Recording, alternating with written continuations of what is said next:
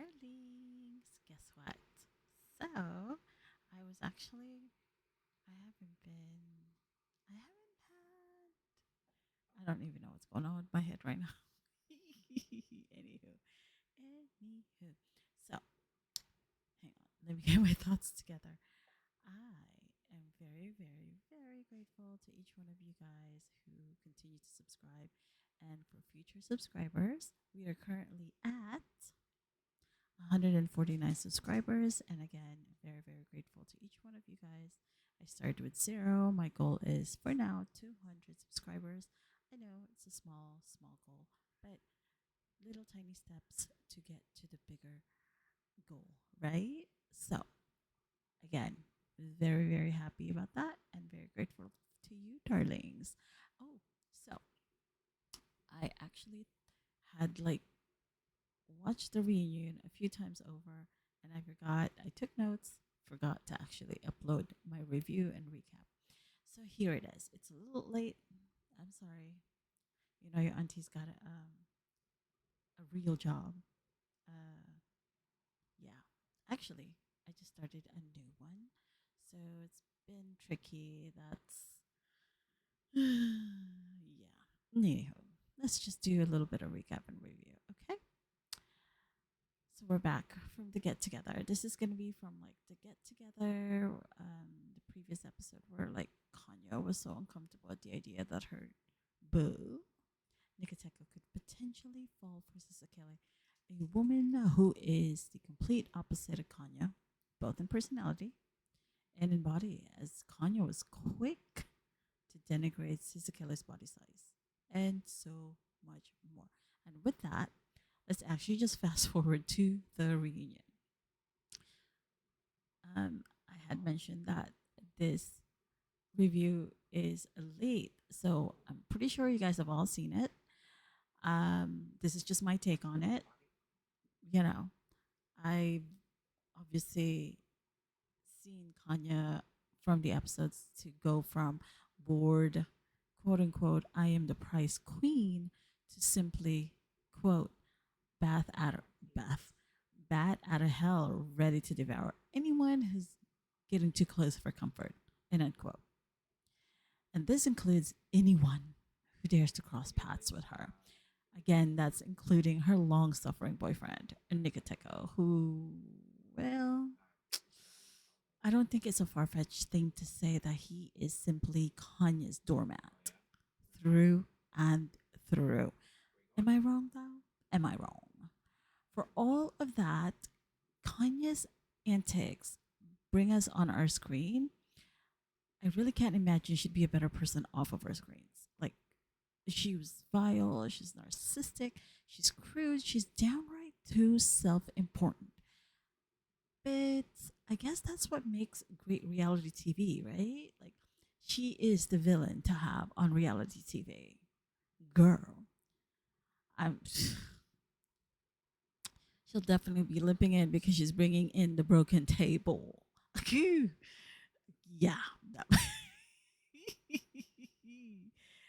And as we've seen her to be so vile, I have to say, what the hell was up with her wig glue? Girl, yes. We saw, and we saw. You out here on our screens trying to shoo everyone away from your doormat boyfriend and not looking in the mirror to fix your wig. What the hell? Um, look, again, I've mentioned she's narcissistic, mean, and vile.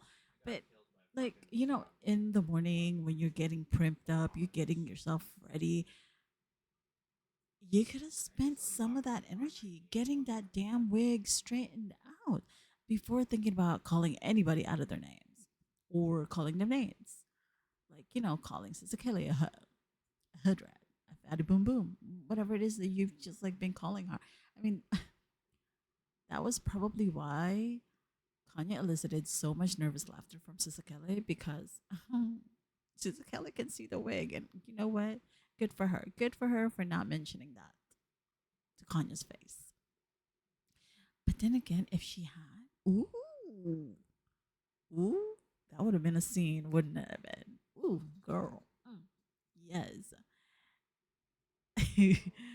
Ooh, yes.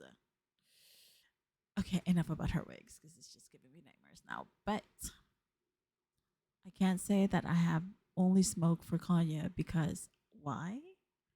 Her boyfriend, again, her doormat boyfriend, tolerates her toxic behavior. That's why. He is very passive with her to the point that she literally kicks him out of bed, throws a bottle of wine on him, with wine still in it, and proceeds to kick him out of the bed.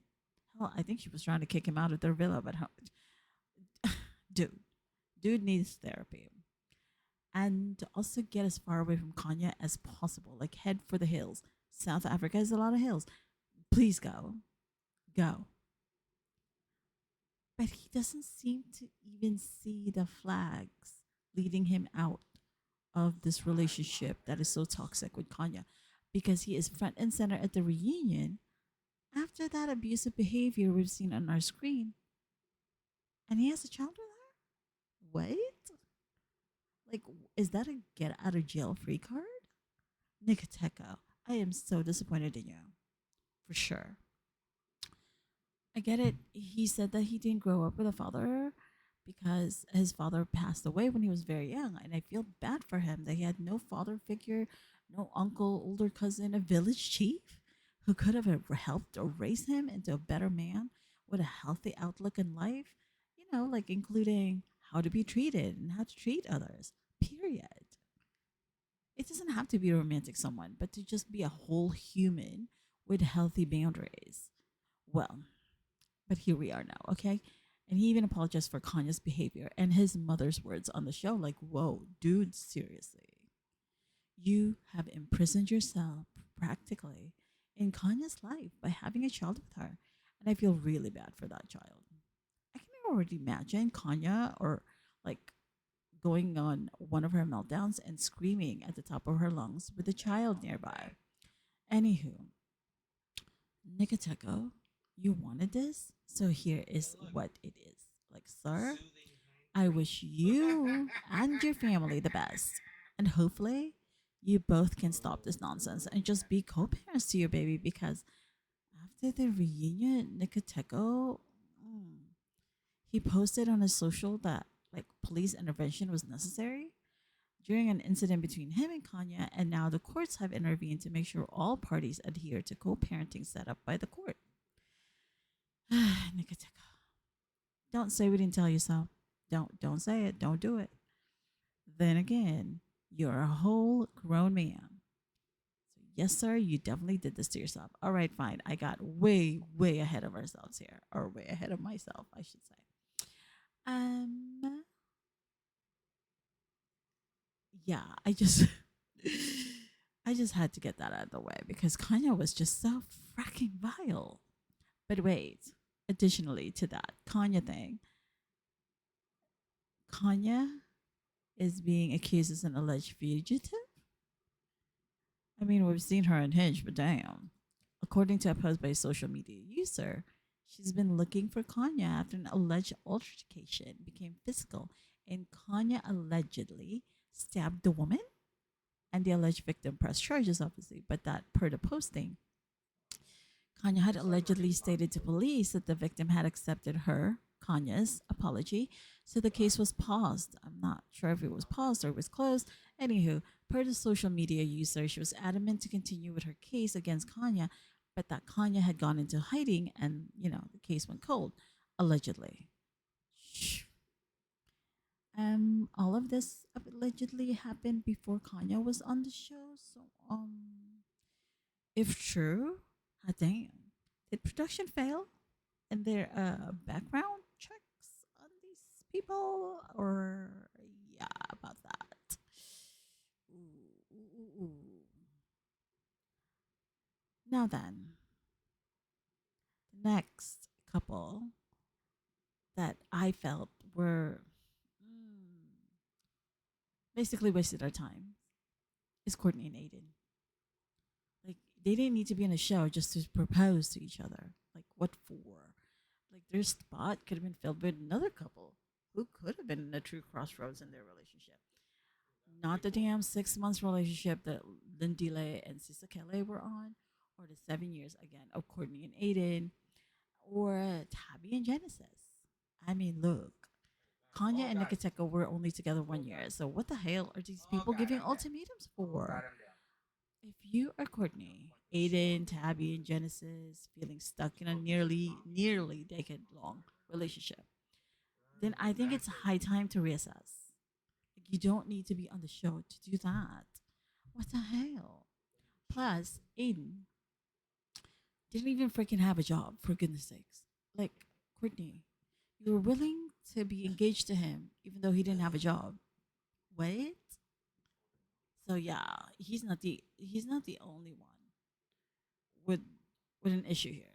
Mm. Wow.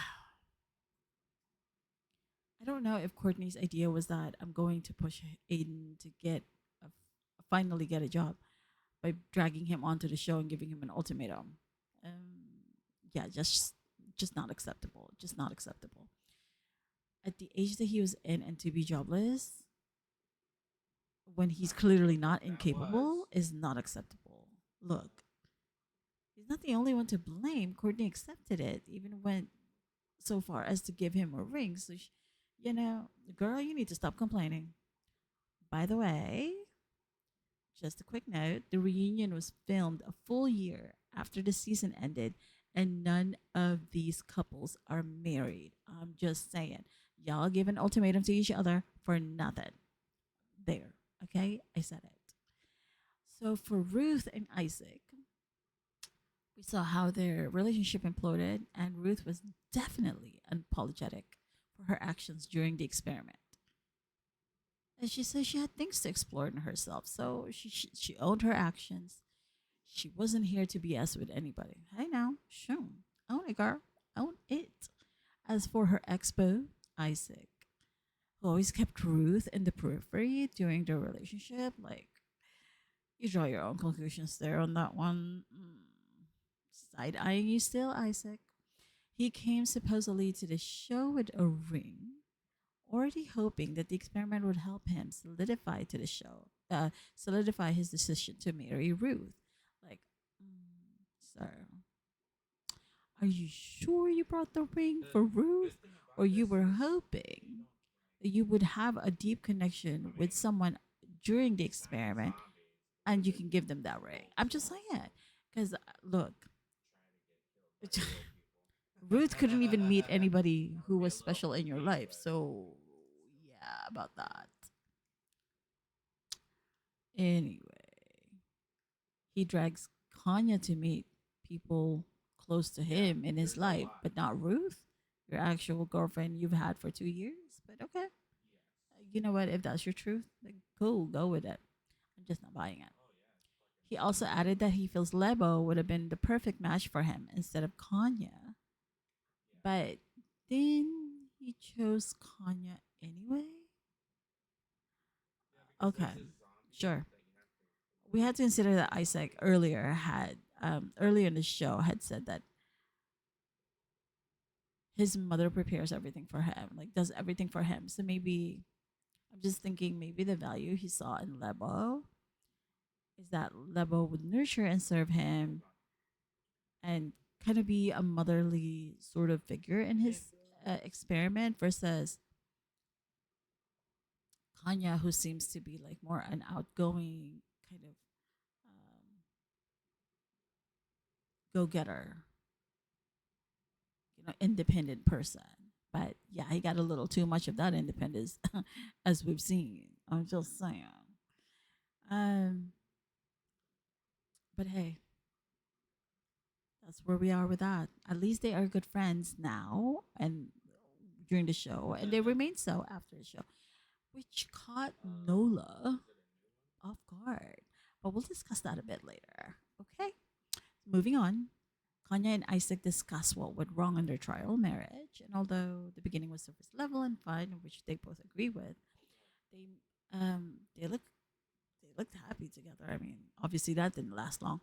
Kanya was expecting to be courted, to be treated like a queen, not to be in the house doing menial jobs, such as like cooking for Isaac, washing the plates, doing housekeeping. And that was Isaac's idea of having a partner, or at least performing these duties halfway. I don't know. But that was definitely not something that Kanya would be doing for anybody or herself. She would have somebody else do it for her. Her. I mean, she couldn't even get the wig straight. But anyway, ooh, mm, mm, mm, mm. At least now Isaac has learned to cook. He says that he took the time to actually learn the skill and is confident in his ability to provide for himself and others good food. Okay, then I see you, Isaac. You did, a little bit of a self improvement there. As for Ruth, she says she is in another long distance relationship. Like Ruth girl, haven't we been here before? Ah, she does she does say she's happy. I hope this relationship didn't come with exact schedules, like when she can call the guy or when she can text the guy, and I hope that she's at least met like people in his life, like his cousins, BFFs. Hopefully, she knows his address. Hopefully, she's been inside his home. I mean, all that good stuff. She and Isaac, they're at least amicably speaking of each other and moving on to Nola and Lebo. Ooh, these two. Nola was very nervous. He was challenged to weigh and choose his words carefully because Lebo looked like, she was within arm's length, arm's reach of him. And if he chooses the wrong word, she looked like she might have bopped him. I'm just saying. Anywho, he compares Ruth and Lebo, both being different on their own. We know. Nola says that he found some things he wished he had in his relationship with Lebo when he matched with Ruth. He was also hoping that people wouldn't find out about their lovey-dovey time in the sheets, the way that people did. Like, so it would have made zero difference. You're on a show with cameras on you at all times. They even record your story. What the hell? Did you think you were bumping in the sheets wouldn't be recorded? Uh, and no. Anyway, Nola started thanking Ruth for their time together, and Lebo shot Nola a look that looked like, "Sir, you still out here on the streets trifling." mm. Lebo does clarify that she holds no hard feelings for Ruth. She doesn't blame Ruth or hold her accountable for her part in what transpired between her and Nola because Nola is the one who was in a relationship with her and ultimately he is the one who betrayed her. Fair. Fair, fair, fair. But wait, Lebo wasn't done. She said she and Nola got back together because he reached out to her 1 month after filming Wrapped and she decided to give him another chance, like, oh, Lebo? I can't with you, girl.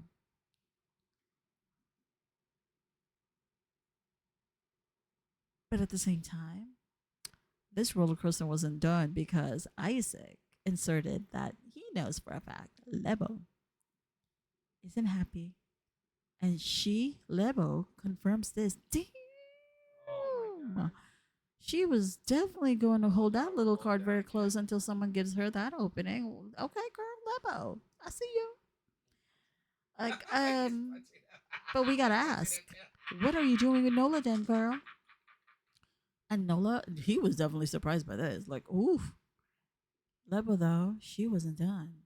She was not going to be made a fool of, and for Nola to just skate on scot free. No, ma'am, and no, sir. She added that she has learned to unlove him and has decided to end their relationship right there at the reunion. Holy damn. Child, I was floored. Damn, that was savage. Everyone, though, was happy for Lebo. Well, except Lindley. Because he looked like he was just waking up from a nap. Because when he asked Sister Kelly, like, what just happened? Like, WTF, dude. WTF. He was probably thinking, this reunion is so boring. I can go check it out and nobody would notice. Anyway, Nola walks off and Genesis has a talk with him, you know, and does walk back on stage. But Nola was not going to be outdone because he insinuates that Isaac's new boo, that Isaac had spoken of, might just be Lebo because Lebo has said that she and Isaac have a close bond and they speak to this day. Okay, now Nola, you reach it. You are out here reaching, sir. Of course. Isaac shuts down, shuts that down immediately. The cast seem to think Nola is actually a clown from their expressions. Like when the cameras panned to everybody's expressions, it was just like, mm, sir, y'all need to go and just leave these TVs alone and don't be on any more shows. As for Genesis and Tabby, they seem to still be in love, but like back at the core of their issue, which is the finances. They haven't been they haven't gotten a date. He's apparently asked for an extension to marry her because he doesn't have the dowry or I think a marital gift to give to her family. And I am confused by these two because they have been together as long as Courtney and Aiden has been together. So by the time of the reunion, they've actually been together 8 years. And although Genesis seems to like have done true introspection during this trial relationship, um, or trial in this relation in their relationship, I'm really still confused as to what the trial marriage actually taught him. I think the better question is, does he actually see himself married to Tabi? I mean, she is in the prime of her life, and I'd hate for her to be in her 50s, still pining away at the day when Genesis finally decides to marry her and actually go through with it. I'm just saying. I'm just saying. So now we are off to Sister Kelly and Mr. I'm gonna take a nap, Lindy Lay. Um, we want to know, Lindy Lay, did you and Tabby bump uglies or what? Lindley says he and Tabby were intimate, like define intimate, like without clothes on, like kind of intimate, and you shared bodily fluids, or what the hell? He doesn't expound any further, but he goes on to say that while he's not married yet to Sisakele, he has sent a formal letter to her family asking them for more time to prepare for their wedding and whatnot. Like, sir, weren't you the one who issued the ultimatum to Sisakele to begin with? Like, why didn't you already have all of these things ready? The nerve of this guy to issue an ultimatum. And he wasn't even ready yet to take the plunge. Like, ooh. Speaking of, Sisakele, her laugh is too cute. Just too cute. Of course, the run in with Khanya was brought up because, well, hello. Those who watched the show or heard this drama on socials would by now know. Again, Khanya and her mean girl antics. Yes. And I was not prepared for Khanya to actually apologize to Sister Kelly for calling her names and body shaming her. Look, it didn't ring true for me. I don't know. When I heard, I had to pause, rewind, and it's still like, I think after the fifth time, I still didn't feel like Kanye really meant it. I just don't think it's coming from a true humble part of Kanye. Or maybe, she tried very hard because I'm pretty sure she's seen how Twitter, YouTube, and these TikTok streets have been dragging her for her vile antics. She kind of reminds me of that cast member in season 2 of The Ultimatum. What's her name? I think Lisa is her name. And there was like a scene where she literally slaps the glasses off of her man's face. Like, yeah, yeah, she was violent too. Maybe she and Kanye are cousins. I don't know. Um, Look, as for Sister Kelly, she accepted Kanye's apology, and Nikiteko, doormat that he is, he looked like a proud dad when Kanye apologized. Like, wow, sir, you need to grow a backbone. Like, seriously, you are also part of the problem. by not standing your ground and like correcting your girlfriend in her out of this world antics of vile toxicity. Look, Kanya wasn't even trying to let him speak. Like she was trying to cut him off when he was explaining their journey after the show. So apparently they've gone to therapy and whatnot. But then again, we've already mentioned this in my earlier part of this review, but Kanya did drop the bomb that they are indeed parents now. And as I mentioned earlier, this is another way for Kanya to terrorize Nikateko. I mean, Nikateko, what is it that keeps you squarely in this person's toxic corner? It's like, I don't know, what is that protector complex in Nikateko maybe? Because he must know, having been in a relationship with Kanya, what she is exactly capable of. Her mood can swing before the dime hits the ground. I can't even commend him for his defense of her. I just can't. It's like really giving me, what is that syndrome? Stockholm syndrome at this point. Kanya has held Nikateko captive, and boy, it is a mess. Did you guys catch the looks of everybody's faces when Nikateko announced that they have a 3 month old? Wow. It's none of the cast members had a joyful disbelief on their faces. Not one of them. Not one of them said, "Oh, I can be an auntie now or an uncle." Nope. I'm just saying. Ooh. They were like, "No fracking way. No fracking way." So, in closing, I do feel like Kanya, being a new mom, gave her that like get out of jail free card because the host Salamina, lovely as she is, she already had a gift for Kanya's new baby. So obviously they knew Kanya had had a baby, and possibly the reason why they didn't want to hold Kanya's feet to the fire. They went easy on her.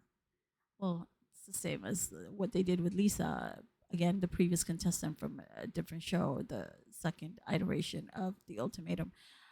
But overall, this reunion was just not giving me what I wanted from it. I mean, maybe the next season will have more fire in that reunion.